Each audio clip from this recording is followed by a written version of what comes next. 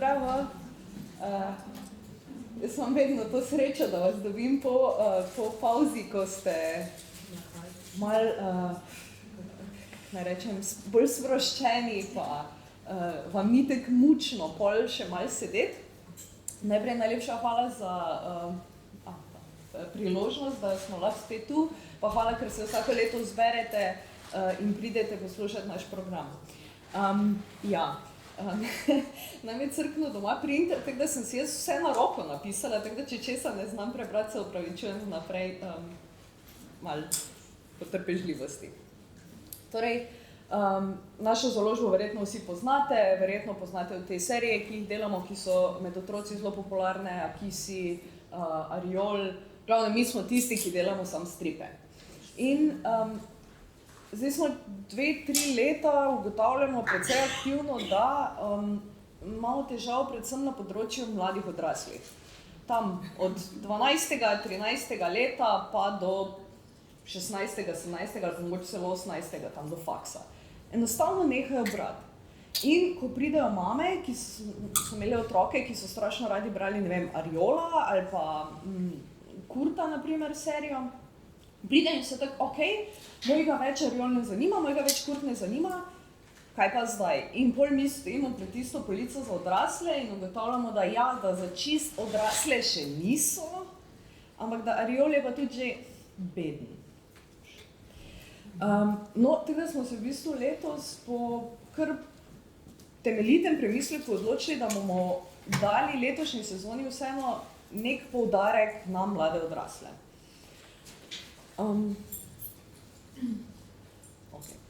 Začeli smo že z Momo 2.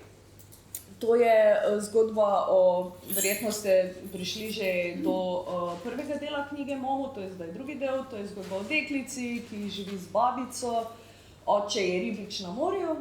In v prvem delu, tisti, ki ste brali, vam ne bom nič spoilala, drugim žal mi je, vam malo cliffhangerje dam, babica umre. Torej, v drugem delu gremo naprej ugotavljati, kje so starši od Momo, zakaj je tisti gospod ribič tako sovražen proti mačkam. V glavnem, zgodba se nadaljuje in se v tem delu tudi razplete. To je knjiga, ki jo priporočamo, ne vem, od 6. leta naprej, če se bere starši, tudi ni problema, ni nič strašno tragičnega v tej knjigi. Takole izgleda. Potem prva od mladih odraslih je serija Mira. Prvič bomo izdali to serijo, to je prvi del. Mira je sicer danska knjiga v originalu, zato smo se tudi odločili in k sodelovanju povabili gospoda Darka Čudna, da jo prevede. Mislim, da je že kar znano, da precej izbiramo svoje prevajalce, da nam je res pomembno, da so prevodi dobri, da so kvalitetni, da niso površinski in vedno, če se le da, vedno prevajamo iz originalnega jezika. Zakaj to tako poudarjamo, bomo potem v nadaljevanju še posebej izpostavila eno izmed knjig. Torej, serija za mlade odrasle je v bistvu knjiga, ki spremlja leto v življenju ene najstnice, ki živi v bistvu z mamo samohranilko popolnoma običajno življenje. Strašno si želi biti kuharska in knjižna blogerka, pa ji starši ne pustijo Instagrama. Potem pa naleti na en precej hecen problem in sicer najboljši prijateljici v šoli si izmislita klub za zaljubljence in sprejemata noč zaljubljence.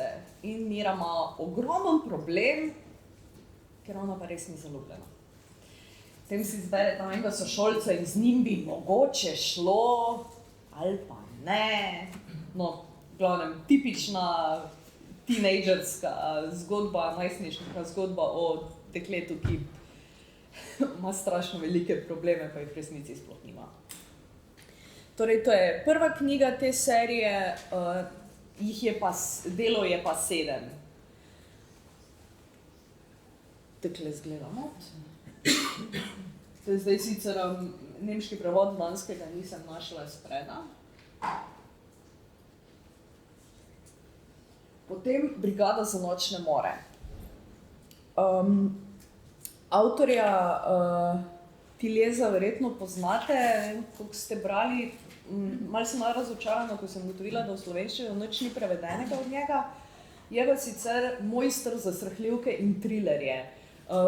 Tudi film Soba smrti, mislim, da je slovenski prevod, je bil 2007 posnet po njegovih knjigah in je kar tak, kot avtor za odrasle je precej strašljiv, no? Ima ene te elemente, mogoče malo psihološkega trilerja. Odločil pa se je, da bo naredil serijo za otroke in ta serija za otroke nosi nek glavni naslov Brigada za nočne more, oziroma je Brigada Košmar. In govori o točno tem, Brigadi za nočne more. Profesor Engels, jaz smo mogoče zdaj uporabila kak naslov, ki pol ne bo dejanski naslov. To so vse še delovni naslovi, tudi imena, ki jih bom jaz zdaj povedala, ni nujno, da bojo ostala taka, samo to, da ne bom koga preveč zmedla, ker še nimamo vsega, seveda, za celo sezono naprej pripravljenega. No, profesor Engels ima dva pomočnika, dva otroka, Estebana in Tristana, in z njimi ustanovi Brigado za nočne more, ki se lahko z nekimi posebnimi sposobnostmi infiltrira v možgane oziroma v nočne more svojih pacientov, torej tistih, ki jih pestijo nočne more, in potem skupaj v nočnih morah nočno moro premagajo, tako da se tam več ne ponavlja. Prva misija, ki jih čaka, je misija Sara. To je ta prva knjiga. In letos bomo izdali 2 knjigi iz iste serije, torej tudi drugi del, ki je pa misija Nikolas. Torej, malo akcijsko, mogoče malo strašljivo, če tako po domače rečem, to je za tiste pubece, ko jim je vse drugo bedno pa brez veze, pa bi samo grozljivke gledali ali pa igrice štrcali. Potem, gledamo. Torej tudi stil je malo bolj temačen, malo bolj kompleksen. Potem je tu Aja iz Žepogona, prva 2 dela verjetno poznate, zgodba se nadaljuje, knjiga se začne tam, kjer se je drugi del končal, torej s tekmovanjem za mis Žepogona. Zanimivo je, kako nas potegne knjiga takoj v tisti njihov svet, zato ker je namreč nagrada za 3. uvrščeno galona olja za cvrtja, ne? Kar na primer pri nas nam ne bi nikoli padlo na pamet. Potem smo ugotovili, da se je tovarna piva se je zaprla, ne, v prejšnjem delu, in oče je prišel nazaj k ženi z 2 drugima otrokoma, pa z drugo ženo. V glavnem še ena družinska drama se začne razpletati. Ne vem, koliko se spomnite na primer Alberta, Join brat, ki je frizer, tudi njegova življenjska zgodba se začne malo odpirati. In v vsem tem, vse tej zmedi, nekako imamo glavno protagonistko Ajo, ki se trudi biti za vse tam, hkrati ne pozabi čist nase, na svojo željo postati zdravnica, v bistvu podpirati vse, sodelovati z vsemi in v bistvu precej plava.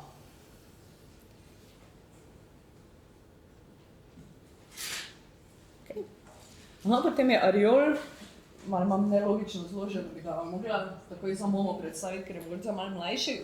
Vsi ti so zdaj bili tam 12-13 plus, razen Momo, razen Ariol, se opravičujem. Ariol 14 serijo, mislim, da prepričana sem, da vsi poznate, prevajata Anja Zagolob pa Katja Šaponič. Delovni naslov je Butasti bacek, videli, če se bo obdržal. Se pa knjiga, vsaka od teh knjig v seriji se malo bolj posveča enemu liku, ne vem, Krasna kravica Petuli, Zlobnemu mucu. No, ta se posveča Hipoloniju, to je en bacek takega krhkega zdravja, nežen, rahel, v bistvu je kar malo hipohondričen in seveda se drži bolj od vsega stran, nič ne upa, zares vsega ga je strah. Ariolu pa Ramonu je pa kar malo vseeno, koliko je on prestrašen, tako da ga malo zapleteta v vse te svoje prigode in dogodivščine. Preživi. Vse okej. Samo to bom šla nazaj, ker vidim, da sem spustila. Ja, Miro prevaja Darko Čuden, potem Brigado za nočne more prevaja Klara Katarina Rupert. Njo smo kot prevajalko pri nas poznali že pri knjigi Momo 1 in seveda logično prevaja tudi knjigo Momo 2. Ajo tudi prevaja naša Katja Šapenič, Ariola pa obe z Anjo. Zakaj dve prevajalki? Ker smo ugotovili, so prevodi ful bolj žmohtni, če pridejo iz dveh strani in se tudi veliko več humorja lahko ohrani. Inštitut za nadnaravno arheologijo oziroma INA po domače pride drugi del, če je prvega dela naslov Tilen, je drugi del Alja. Tudi to ste po moje že zasledili. Zgodba se nadaljuje v Škofji Loki, kjer Tilen in Alja sledita duhom in duhinjam proti Škofji Loki, natančneje na Kopališki ulici 1 v kleti pri Pepetu, v kleti našega Janeza. Če še kdo ni bil absolutno v Škofjo Loko, če ne druga na kosilo, pa klet pogledati, super je. Kar je zanimivo pri tej knjigi je, da je v originalu izšla v nemščini seveda, ampak ni izšla, torej avtorja sta Nemca in sta knjigo napisala za nas, sicer v nemščini, potem je pa Anja prevedla in je seveda prvič izšla v slovenščini. To je taka malo zakomplicirana zgodba, ki se potem pri eni knjigi še ponovi, ampak da ni šla pri nas, ampak pri Francozih. Bom vse povedala. No, torej, Alja, duhovi, jaz bi rekla, da je to isto tam za otroke toliko stare, ko bere Ariola, pač malo starejši že tudi lahko, ker smo slišali od par staršev, da je pa komu malo prestrašen prvi del.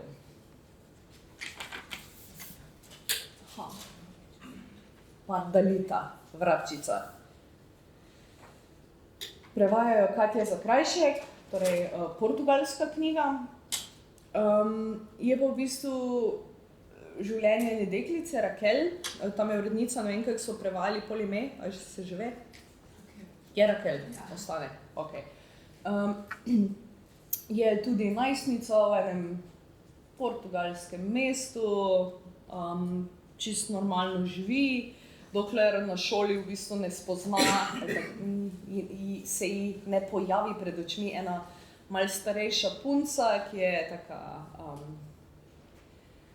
ne vem, če imamo slovensko ustrezen prevod, tak artsy, umetniška, ukvarja se z gledališčem, riše, slika, taka kreativna, ni preveč mar, kaj si drugi mislijo o tem, kako je ona oblečena.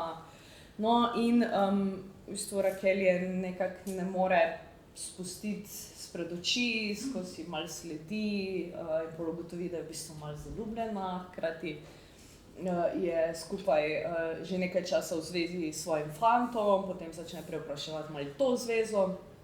V glavnem ena taka najstniška ljubezenska zgodba z nekimi elementi vsakdanjega življenja, kar je pa mogoče zanimivo, da tu Rakel dejansko namesto, da bi pustila, da njo vse to vozi po svetu, se odloči, da bo ona vzela svoje življenje v svoje roke, premisli stvari in potem reagira. Torej, Katja Zakrajšek prevaja. Je pa tak zelo perorisba, zelo preprost risarski stil. Nebo v glavi. Ja, Nebo v glavi prevaja Sara Virk. Tu moram posebej izpostaviti, to je tista kolobocija z originalnimi naslovi, z originalnimi jeziki. Sara Virk sicer prevaja predvsem iz španščine, a ne? Jo verjetno poznate kot prevajalko iz španščine, ampak knjiga je El cielo en la cabeza je najprej je španska knjiga, torej napisali so jo španski avtorji. V originalu je bila napisana v španščini, ampak kot se zdaj stalno bolj pogosto na trgu, sploh v stripovskem dogaja, je prvič izšla v Franciji, kar pomeni, da je pač uradno francoska knjiga. Mi smo jo prevajali iz španščine, zato ker se nam je zdelo to bolj smiselno. Tudi če bi se prevajala iz francoščine, bi bilo to še vedno čisto okej, zato ker je še vedno uradno francoska knjiga. Mi smo to, da je v originalu, da je šla prvič v Franciji, ugotovili še pol, ko smo videli, kdo je podpisnik pogodbe, ker smo bili prepričani, da je seveda knjiga španska. Knjiga za nekoliko starejše mogoče je o dečku Kikofuju. On je v bistvu otroški delavec v rudniku koltana. Sem mogla potem prav pogledati, kaj koltan je, ker nisem poznala izraza, in to je sicer rudnina za pridobivanje niobija in tantala. Teh rudnikov je v Afriki bojda zelo, zelo veliko. Govori pa v bistvu o prečkanju Afrike, o hkrati čarobnosti narave in nepojmljivem nasilju, tudi o neki lepoti, ki je mi ne razumemo mogoče še, ker nikoli nismo imeli tako prostranih ravni. Ja, malo mi danes sklanjanje ne gre, pa spreganje tudi ne. V bistvu je pa, kar je mene presenetilo pri tej knjigi, je, da zelo jasno pokaže to neko obljubljeno deželo na koncu Sredozemskega morja, kjer je vse lažje, vse lepše, mleko in med, krasno, krasno, potem pa v bistvu nek padec v razočaranje teh privilegiranih obal, kjer se nikogar nič ne tiče, nimajo preveč tujce, ker odrivajo, in enkrat ta obljuba po Sredozemlju oziroma po neki rešitvi, nekem boljšem življenju ni več tako svetla ali pa realna. Tako da to je za mičken starejše.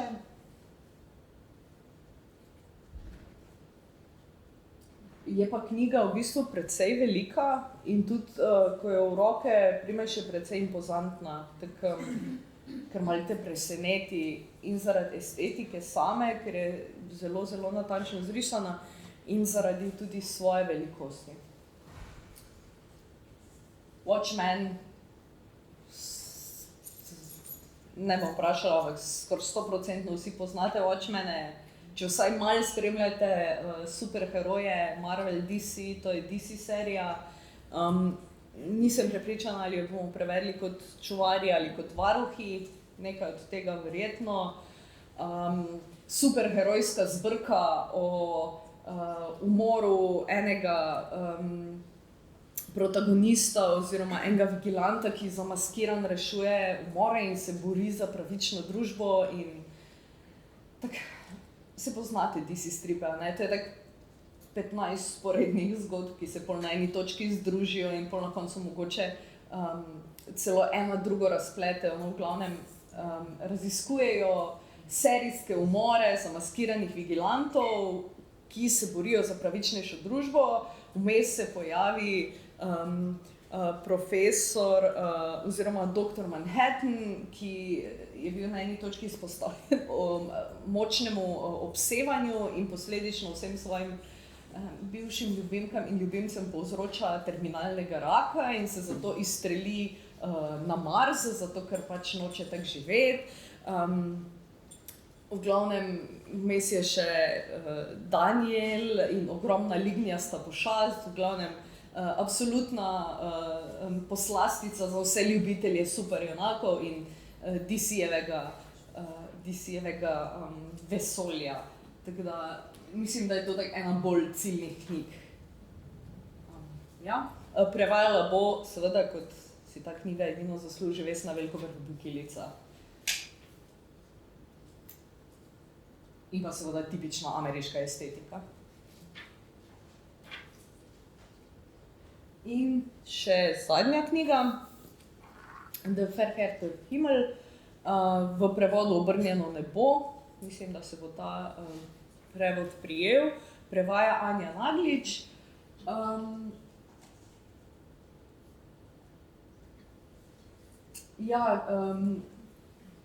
Želela sem povedati, da je Mikael Ross že preveden pri nas, ampak sem v trenutku pozabila, kak je naslov tej knjigi. Šola padanja, hvala Jerica. Šola padanja izšla je, mislim, da konec ne lanskega, ampak predlanskega leta. Torej je že našim bralcem oziroma trgu znan kot avtor. Ta knjiga pa govori o dveh bratih, o bratu in sestri, sestra Tam in brat Denis, ki vročega berlinskega sončnega poletnega popoldneva pod grmom najdeta odsekan prst. In seveda, kot vsi mladi, začneta brskati in raziskovati, čigav ta prst je in zakaj je tam.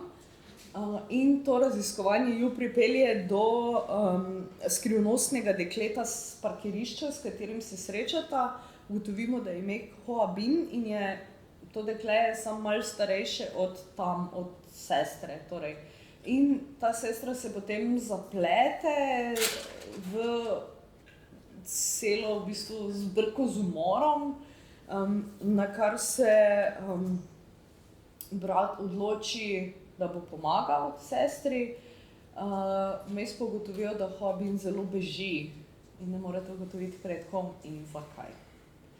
Torej, letos, da bi rekla, da točno za odrasle, ne dela več.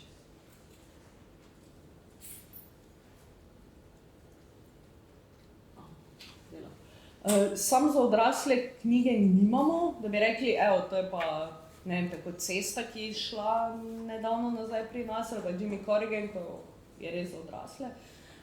Smo se potrudili, da so knjige tako prehodne, da jih v bistvu lahko tudi mladi odrasli normalno berejo, v nekem upanju, da jih ohranimo pri branju tudi čez puberteto. Pa še poslastica, evo, tole sem pa grozno skoraj pozabila. Gašper Krajnc, poznate mestne, vaške pa zimske ptice. Novo knjigo dela, knjiga Pristanek je delovni naslov. Sličice niso iz knjige, ampak še nisem uspela iztisniti iz njega končanih strani. Računamo, da bo izšla novembra in bo torej neka naša slovenska izdaja za letošnje leto, ki se vsi ful veselimo, ker glede na to, koliko so zimske ptice presegle vaške in mestne, mislimo, da bo to samo še korak naprej. To je to. Z moje strani ima kdo kako vprašanje, pripombo? Ali sem bila tako strašna, ali sem pa tako vse povedala? Hvala za pozornost.